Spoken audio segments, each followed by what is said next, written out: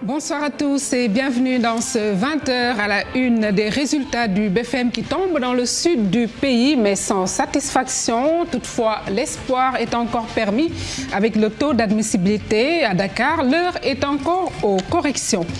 Rentrée parlementaire, ce lundi 30 juillet sera connu le président de l'Assemblée nationale. Une séance au cours de laquelle un bureau sera élu pour un mandat d'1 an.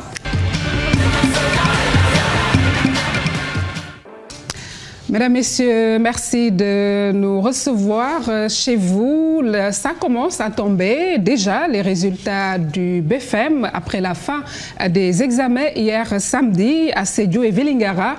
Quelques résultats ont été publiés, loin de donner satisfaction hélas, mais parents et candidats restent optimistes avec le taux d'admissibilité pouvant atténuer les craintes. Daniel Diouf.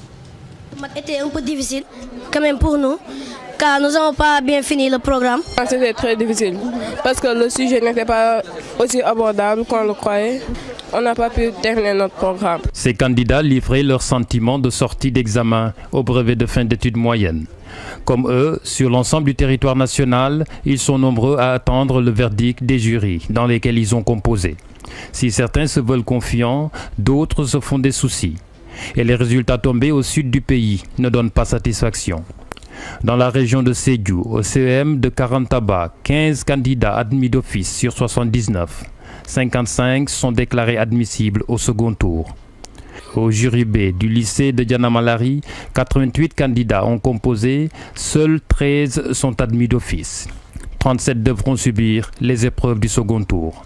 À Medina Wandifa, 22 admis au premier tour sur 105 candidats. La tendance est la même dans le département de Vélingara. À l'unique jury de Sarébassi, 115 candidats frappaient aux portes du lycée. Au premier tour, seuls 15 ont franchi le seuil d'office. C'est à Teyel que l'on constate l'ombre d'une hécatombe, toujours dans le département de Vélingara. 7 reçus d'office sur 146 candidats. Ces résultats ne sont pas représentatifs. Il s'agit là de ceux enregistrés au premier tour. Ils sont aussi nombreux à accéder au second tour. On les appelle les admissibles.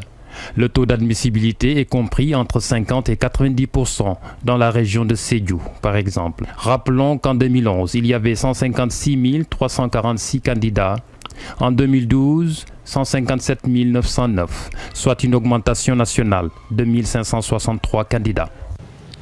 Daniel Diouf à Dakar, l'heure est aux corrections des examens de ce BFM au lycée Blaise Diagne. Rien n'a signalé au jury A. Cependant, la présidente plutôt, émet des craintes sur les résultats à venir. Reportage Fatou Bintou Conté et Ibou Sissé. L'examen du BFM, brevet de fin d'études moyennes, s'est achevé ce samedi. L'heure est à la correction des épreuves. Dans ce jury A du lycée Blaise Diagne, tout se passe normalement. Nous corrigeons et tout va pour le mieux en tout cas. Il y a peut-être 1 ou 2 professeurs absents, mais le maximum est là quand même. L'anonymat est fait, les professeurs retirent leurs copies qui vont corriger. Et là, chacun a son rythme. Il y en a qui sont rapides, il y en a qui sont lents. Mais les copies viennent, tout se passe normalement. De l'avis de l'autorité académique, cette correction se fait dans la plus grande discrétion et une sécurité garantie. Mieux, aucune copie ne sort de l'établissement. Nous corrigeons en salle, nous les récupérons et nous mentionnons que c'est déjà corrigé ou il reste à corriger et nous les gardons. Et chaque fois que les copies sortent, les profs déchargent ici. Chaque fois qu'ils ramènent les copies aussi, ils déchargent. Seulement, la tendance n'est pas des meilleures selon cette présidente de jury qui révèle que les notes en mathématiques n'augurent rien de bon et cela risque d'avoir des répercussions sur les résultats. Les notes de mathématiques, c'est pas fameux, franchement. Ces résultats du BFM dans la région de Dakar sont prévus en ce début de semaine. Pour le moment, les candidats croisent les doigts. Actualité politique à présent, c'est demain lundi l'installation des 150 députés élus au sortir des législatives du 1er juillet dernier. En attendant de connaître celui qui sera au perchoir de l'hémicycle, sachez que ce sera une rentrée parlementaire composée de 2 groupes parlementaires, notamment la coalition Benno Bokk Yakaar et le Parti démocratique sénégalais. Au cours de cette séance, un bureau sera élu pour un mandat d'1 an. C'est un récit de Maïmouna Ndiaye. Ces députés sont convoqués par le décret du président de la République. L'élection se fera par des réunions de 2 groupes parlementaires. Dans la nouvelle législature, la coalition Benno Bokk Yakaar et le Parti démocratique sénégalais sont ceux à répondre aux critères de formation de groupes parlementaires qui exigent 12 députés. La séance sera présidée par le doyen de l'hémicycle. Il a la charge d'ouvrir la plénière et d'annoncer les candidatures reçues. Les 2 plus jeunes candidats font office de secrétaire de séance. Après avoir pris connaissance des candidats à la présidence, les députés passent à l'élection du président de l'Assemblée nationale. Il est tenu à la majorité absolue des suffrages exprimés. Si cette majorité n'est pas atteinte au premier tour, les députés procèdent au second tour pour obtenir la majorité relative. Une fois le président choisi, le bureau est installé. Un démembrement composé du président nouvellement élu, de 8 vice-présidents, de 6 secrétaires élus, de 2 questeurs et de 11 présidents de commission. Ce bureau est élu pour un mandat d'1 an, conformément à la loi Sada Ndiaye du 9 octobre 2008. Maïmouna Ndiaye, merci. Nous parlons à présent de culture. Le cinéma sénégalais se trouve actuellement dans une mauvaise passe. Après avoir occupé une place de choix dans le cinéma mondial, le 7e art sénégalais se cherche aujourd'hui. Les acteurs du cinéma tentent de trouver la racine du mal pour redonner à cet art son lustre d'antan. Un tour d'horizon du cinéma sénégalais avec Ibou Diouf. C'est ça. Ça, c'est la vie moderne. Le cinéma sénégalais, après une période de gloire dans les années 70-80, se cherche aujourd'hui. Les raisons évoquées par les acteurs sont multiples. Au niveau de l'histoire, notre histoire cinématographique est une histoire extrêmement riche. Il y a eu des cycles qui se sont passés, des cycles où on a beaucoup produit et des cycles où on n'a pas beaucoup produit. Aujourd'hui, nous avons tous les ingrédients nécessaires pour aller dans un cinéma qui n'est pas sans crise. Mais il y a une crise. Il n'y a pas eu de soutien institutionnel. C'est que nous avions des gens qui étaient en face de nous, qui étaient en crise, bien qu'ils voulaient qu'on soit en crise. Donc voilà le cinéma sénégalais. Entre rareté de production de qualité, manque de financement et fermeture des salles de cinéma, le 7e art sénégalais traverse des moments de crise. La cause d'abord elle est structurelle. Et quand je dis structurel, ça englobe tout. Ça englobe une politique, ça englobe les finances, ça englobe tout ça. La fermeture de toutes les salles, presque de toutes les salles de cinéma dans ce pays. Mais ça, je pense que ça fait partie de la crise la plus profonde. Les salles de ciné, c'est qu'ils ont fait une erreur pour privatiser. Ils ont essayé de privatiser les choses. Quand ils l'ont privatisé, les gens ont été intelligents. Ils sont restés 10 ans. Parce que 10 ans après, on pouvait faire de sa salle comme on veut. Donc tout le monde a été bien arnaqué. Mais je pense que c'est une raison fondamentale aussi. C'est une des raisons fondamentales. Il n'y a plus de salles. Moi, mes films, qui a vu mes films ici? Parce qu'il n'y a plus de salles. Où les montrer? C'est vrai. Un film, lorsqu'on le réalise, il doit être vu en salle. Or, vous savez, donc c'est une situation quasi générale en Afrique. Il n'y a pas que le Sénégal qui échappe, même en Europe, il y a une crise des salles de cinéma. Face à la complexité de la situation du cinéma sénégalais, certains acteurs proposent des solutions de sortie de crise. Je prends toujours l'exemple du cinéma français. Le cinéma français marche grâce à son centre national qui est financé par l'État français, plus les films américains. Parce que tous les films américains, tous les films étrangers qui passent en France, il y a une redevance qui va servir à la production française. Pour moi, il y a une alternative. Vous savez, dans tous les quartiers populaires, là, parce que le cinéma, quand même, il est dans la popularité. Il ne faut pas aller ailleurs. Ce n'est pas le grand théâtre, ce n'est pas ça. S'il n'y a pas de formation, il n'y a pas de relève. Ou alors la relève n'aura pas de qualité. Au mois d'octobre, nous allons lancer la grande caravane nationale du film sénégalais à travers tout le territoire sénégalais, d'octobre à décembre. Les initiatives pour retrouver un cinéma de qualité se succèdent et toujours dans l'optique de soutenir le cinéma sénégalais, une ligne de crédit pour alimenter le fonds de promotion du cinéma et de l'audiovisuel est prévue dans le budget de l'année 2013.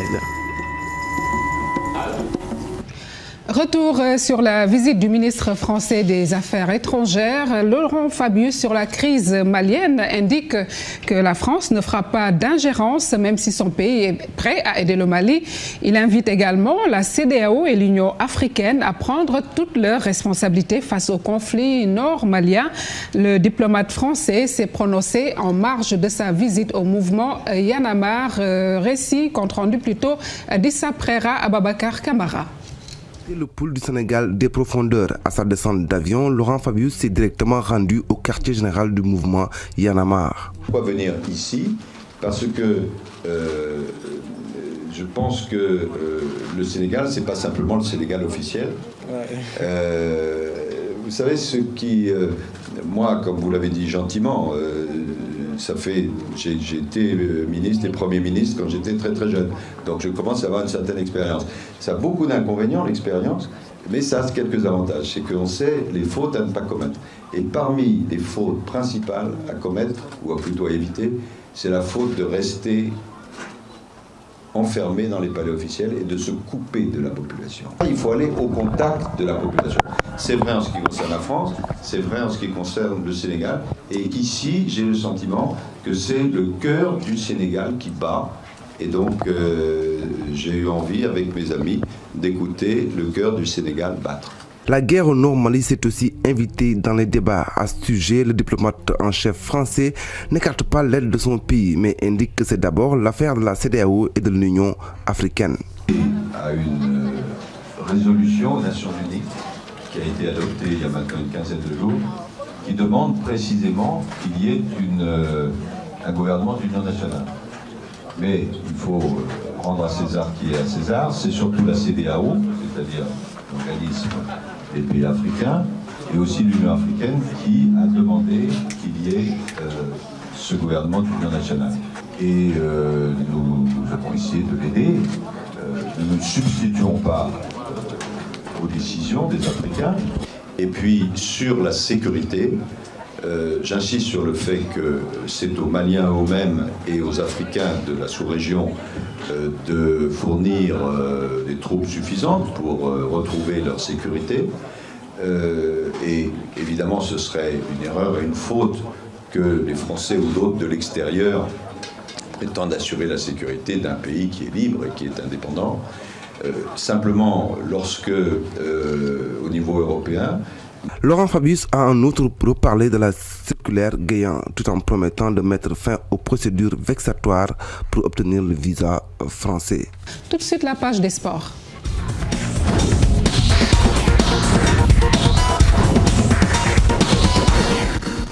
Ibrahima Kane, c'est avec vous. Bonsoir. Bonsoir Ndeye Fatou Niang. L'actualité sportive fortement dominée ce soir par la victoire historique du Sénégal. Et concernant les autres rencontres, sachez que le Brésil a dominé la Biélorussie 3-1. Les buts brésiliens ont été marqués par Pato, Neymar sur coup de pied arrêté et Oscar. Le Mexique a dominé le Gabon 2-0. L'Égypte, quant à lui, a fait match nul, 1 but partout face à la Nouvelle-Zélande. Le Maroc perd devant le Japon 1-0. La Corée du Sud a dominé la Suisse 2-1. Basket, mais cette fois-ci chez nous, les étudiantes du Dakar Université Club sont sacrées championnes du Sénégal. Hier en finale, le Duc a battu les Saint-Louisiennes du Saint-Louis Basket Club 61-56. C'était au stadium Marius Ndiaye. Le Duc renoue ainsi avec le succès en championnat. Le dernier titre de champion remonte à 2007. Quant aux filles du Saint-Louis Basket Club, elles perdent du coup leur couronne. Football, mais cette fois-ci la Ligue, la Coupe de la Ligue. Sachez que le Jaraaf a obtenu son ticket pour les demi-finales hier. Les Verts et Blancs ont battu la Renaissance 2-0 au stade Demba Diop. Le quart de finale Pikine-Uzo n'a pu se jouer pour cause les deux équipes ont arboré des maillots identiques. Toujours concernant la Coupe de la Ligue, ce dimanche, Niary Tally a éliminé Jambar 1-0. À Ziguinchor, le Casa écrase le Yego 4-0. Jaraaf, Casa, Ñaari Tali sont en demi-finale en attendant le dernier quart de finale qui doit opposer Pékin à Uzo. Ndeye Fatou, c'était tout pour l'actualité sportive de ce dimanche. Merci à vous, Ibrahima Kane. Et puis, mesdames, messieurs, avant de recevoir notre invité, l'invité de la rédaction, le journaliste Pierre Cheriot de Slate Afrique, le magazine Slate Afrique. Donc, le temps de le laisser s'installer, je vous rappelle l'essentiel des titres de l'actualité développée dans cette édition. Les titres, donc, c'est les résultats du BFM qui sont tombés dans le sud du pays, mais sans satisfaction. Toutefois, l'espoir est encore permis avec le taux d'admissibilité à Dakar. L'heure est encore aux corrections. Rentrée parlementaire ce lundi 30 juillet sera connu le président de l'Assemblée nationale. Une séance au cours de laquelle un bureau sera élu pour un mandat d'1 an. Et puis nous avons parlé de la crise malienne. Le Premier ministre affirme qu'il ne démissionnera pas malgré la pression du front. Ce qui a fait l'essentiel de l'actualité dans cette édition. Et notre invité est bien là, bien installé. Monsieur Cheriot, bonsoir. Bonsoir. Alors, vous êtes le directeur de la rédaction du magazine slateafrique.com, le directeur de la rédaction. Tout à fait, oui. Alors, qu'est-ce qui nous vaut l'honneur de cette visite tout d'abord? Écoutez, le Sénégal est un pays passionnant que je visite très régulièrement parce que c'est vrai que le Sénégal est quand même, on peut dire, le seul exemple de démocratie qui se soit vraiment pérennisé en Afrique francophone. Donc en France, on suit toujours avec énormément d'attention ce qui se passe au Sénégal et on a suivi évidemment avec passion la dernière présidentielle. Et j'étais à Dakar au moment de l'élection présidentielle. Donc c'est vrai que je viens très régulièrement au Sénégal. C'est vrai. Donc vous êtes là pour applaudir cette démocratie ? Oui, pour essayer de comprendre ce qui se passe au Sénégal, parce que c'est vrai qu'on voit d'une part qu'il y a une démocratie qui a fait ses preuves, puisqu'on a eu quand même 2 alternances, mais aussi on voit quand même le rôle de la société civile. C'est vrai que là, hier et avant-hier, vous aviez la visite du ministre des Affaires étrangères, Laurent Fabius, qui a rendu visite aux jeunes de Y'en a marre, et c'est un phénomène relativement nouveau, parce qu'avant, c'est vrai que les hommes politiques étrangers, notamment français, rencontraient surtout les dirigeants politiques. Maintenant, ils s'intéressent à la société civile parce qu'ils se rendent compte que la société civile joue un rôle très important, comme ce qui a pu se passer au moment de la révolution du printemps arabe. On voit que la société civile, et notamment les jeunes, peuvent empêcher des dérives autoritaires de certains pouvoirs. Ok, alors Slate Afrique, on sait qu'il est également, ce magazine, bien au fait de l'actualité africaine. Par rapport à la sortie du diplomate français Laurent Bigot sur la crise malienne, quelle analyse faites-vous de cela, puisqu'il a fait une sortie fustigeant justement à la corruption dans ce pays? Quelle analyse vous en faites? Je trouve que c'est une analyse qui est intéressante. Alors c'est vrai qu'on aurait voulu avoir ce type d'analyse avant, parce que c'est vrai que maintenant il est facile de dire que tout allait mal au Mali au moment où il y a une partition du pays et on voit qu'il y a un chaos politique qui s'est installé. Mais ce qui est vrai, et ça tout le monde d'ailleurs doit faire son mea culpa, même les journalistes, c'est vrai qu'on avait vanté la démocratie malienne sans vraiment se demander s'il y avait les fondements de la démocratie. C'est-à-dire que, pour être un peu plus précis, c'est vrai qu'on sait qu'il y a un certain nombre d'éléments qui sont importants pour avoir une démocratie, notamment le fait qu'il y ait une réelle classe moyenne. Et une classe moyenne qui existe au Sénégal et des populations éduquées, qui font que ces populations ne vont pas voter pour celui qui leur a offert un sac de riz, comme ça peut se passer dans d'autres pays. Ce genre de situation peut arriver aussi dans un pays comme le Sénégal, mais disons que ce n'est pas majoritaire. Et au fond, la démocratie malienne avait été vantée, alors qu'il n'y avait pas forcément les fondamentaux, c'est-à-dire qu'il n'y avait pas vraiment un état de droit, la presse ne dénonçait pas la corruption, et souvent on avait des dirigeants politiques qui étaient assez astucieux. Il n'y avait pas une certaine liberté de presse La liberté de presse existait, mais en fait on avait des illusions aussi, parce qu'un certain nombre de dirigeants politiques étaient assez habiles et faisaient ce qu'on dit maintenant en Afrique francophone, il faut faire démocratique. Parce qu'un certain nombre de pays aussi dépendent énormément des subventions occidentales, donc veulent donner des gages aux Occidentaux. Mais souvent, c'est une démocratisation de façade, parce qu'en réalité, il y a des petits arrangements entre hommes politiques.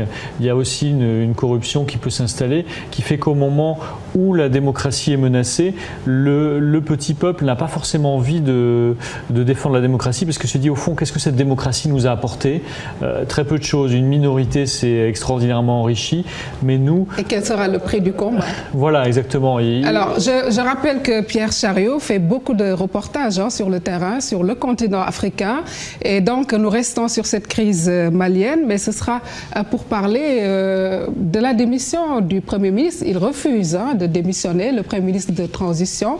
Alors, malgré cette pression du Front uni, est-ce que c'est possible que la pression puisse monter ?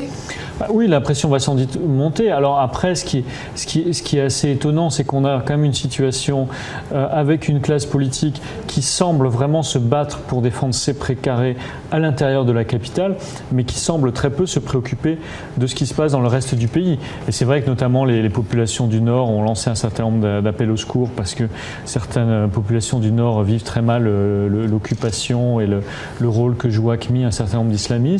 Et est-ce que la classe politique se préoccupe vraiment de ce qui arrive à la société civile, ou est-ce qu'elle n'essaie pas de défendre ses précaires et ses prébendes ? C'est une question que beaucoup d'observateurs se posent. Et il faut bien savoir que à la fois les autres pays du continent, mais aussi les Occidentaux, ne voudront pas intervenir s'ils ne sentent pas un minimum de mobilisation de la part de cette fameuse classe politique.